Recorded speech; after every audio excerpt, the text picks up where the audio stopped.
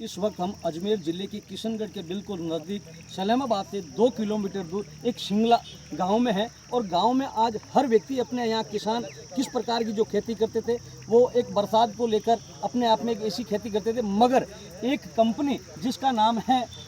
स्नोनेक्स foundation नई दिल्ली, जिसके द्वारा एक विशाल किसानों को लेकर अपने आप में कई ऐसी चीज़ बनाई जो आज आम की खेती की जाए। एक बार मैं कैमरामैन से कहूँगा आप दिखाएं कि किस प्रकार ड्रिपिंग सिस्टम के द्वारा जहां आम की खेती की जा रही है। खेती में आप देखिए किस प्रकार एक ऐसी व्यवस्था है जिसको लेकर गांव वालों में बहुत खुशी का जो माहौल है, और गांव वाले अपना भी चाह रहे हैं कि अब तक जिन खेती को जो करते थे यहाँ ऐसे आम के गूंदे की अच्छे ऐसे बाग जो विकसित किए जा रहे हैं, जो किसानों की अपने आप में एक बहुत बड़ा रोजगार मिलेगा और एक नया उनके खुशी का माहौल। ये उनका लोगों का ये कहना है गाँव वालों का कि इस बार जो हम आम अन्य राज्यों के लाकर हम खाते थे और अपने आप में देखते थे, मगर इस बार जो आम है आने वाले टाइम में हमारे ही खेती के अंदर जो आम लगेंगे, हमारे ही बागान के जो आम होंगे वो हम भी खाएंगे और आसपास के लोगों तक भी ये पहुंचाएंगे, क्योंकि ये जायका जो हमें मिल रहा है बरगंज फाउंडेशन और वर्सेज जो अपने आप में जो आप देखिए स्टोनेक्स फाउंडेशन जो नई दिल्ली की जो है कंपनी, जिसके द्वारा ये अपना आप में जिनका किशनगढ़ में भी बहुत अच्छा व्यापार है। और आज जिस प्रकार की जो व्यवस्था, एक बार आप दिखाएं किस प्रकार जो है ये आम के बागान जो तैयार किए जा रहे हैं, और एक एक चीज़ आप दिखाएं।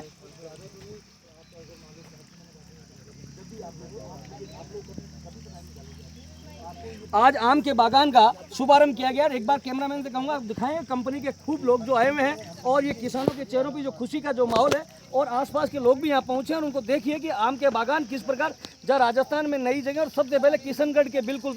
नज़दीकी में जो लगाए जा रहे हैं। आप थोड़ा सा आगे आएँ और उनको दिखाएँ उनको किस प्रकार जो इस मौके पर स्थिति पे है। बरगद फाउंडेशन से हमारे बीच में राजेश जी, हम उनसे जानना चाहेंगे खेती किस प्रकार है, क्या है और अपने आप में क्या। एक बार राजेश जी से, राजेश जी नमस्कार। यहाँ बरगद फाउंडेशन जो किस प्रकार का ये काम करता है और किस प्रकार की क्या ये व्यवस्था है। ये बेसिकली जो स्टोनेक्स फाउंडेशन नई दिल्ली है, उनकी CSR जो गतिविधि है उसके अंदर उसका उद्देश्य है कि समाज में कैसे समाज को मजबूत बनाया जाए, कैसे समाज को अतिरिक्त आय जनरेट की जाए किसानों की, उसी दिशा में स्टोनेक्स इंडिया ने बरगद फाउंडेशन हम दोनों साथ मिलके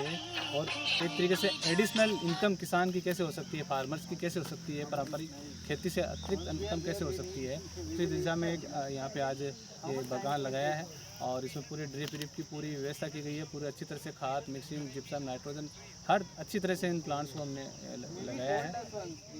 यहाँ किस प्रकार की ये विधि है, इस पर थोड़ा सा आप बताएं। बरगद फाउंडेशन जो ये पौधारोपण जो करता है उसकी क्या विधि है, इसकी आगे की क्या विचारधारा है। इसमें ये है कि जो अपने प्लांट लगाया है इसको जेसीबी से 4 फीट खोदा है, खोद के उसके बाद के अंदर जो भी वेस्ट मटेरियल आसपास में रहता है, कचरा जो भी कोई काम का नहीं है, किसी के भी काम का नहीं है, उसको हम डालते हैं, खाद डालते हैं, जिप्सम वगैरह डालते हैं, पूरा मिट्टी का ट्रीटमेंट करके दूसरी मिट्टी भी इसमें मिक्स करते हैं ताकि एरिएशन और मिट्टी की जो लूज है वो रहें और पौधे की जो रूट्स हैं वो बहुत अच्छी तरह से ग्रो करे। और वेस्ट मटेरियल के डालने से पानी का उपभोग बहुत कम हो जाता है, साथ में ड्रिप इरीगेशन लगाने से पानी की आवश्यकता और कम हो जाती है। हमारे बीच में रामेश्वर जी जो हैं ये एक अच्छे किसान हैं, इनके परिवार किसानी से जुड़े, हम इनसे भी कुछ जानना चाहेंगे कि आपके वहाँ और आज यहाँ आम के बागान को लेकर आप थोड़ा सा इस पर बताएं। मैं बताना चाहता हूँ, जैसे यहाँ आम वगैरह के फ्रूट की खेती नहीं होती है, यहाँ जनरली गेहूँ जो वगैरह की खेती किसान करते हैं। तो जैसे आपने यहाँ 250 पौधे लगाए हैं तो किसान इनकी देखभाल करेगा, बड़े होने पर मान लो यदि अच्छी इनकम होती है तो खुद से ये लगाएंगे, इनकी अच्छी इनकम होगी।